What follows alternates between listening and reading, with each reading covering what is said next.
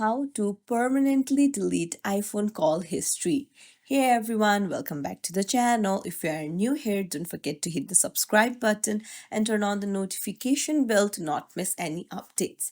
So, you have to follow two methods to permanently delete your iPhone call history. For that, go to your phone app and go to your recently called section on the bottom, and here you'll find all your call history. You just have to tap on edit and then tap on select. Now you can see clear option on the top right. Just tap on clear and you'll get clear all recent option. So once you tap on it, it will permanently delete from here.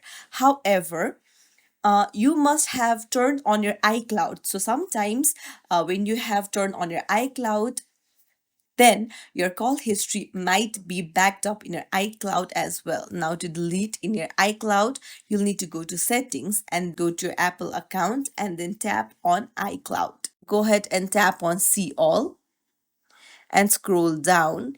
Here you'll find phone and FaceTime. Make sure that it is toggled off. So if it is toggled on, then your call history will be backed up.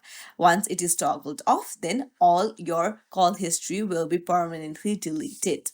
That's it. If you found this tutorial helpful, don't forget to like and subscribe to our channel for more tips and tricks. Thank you for watching.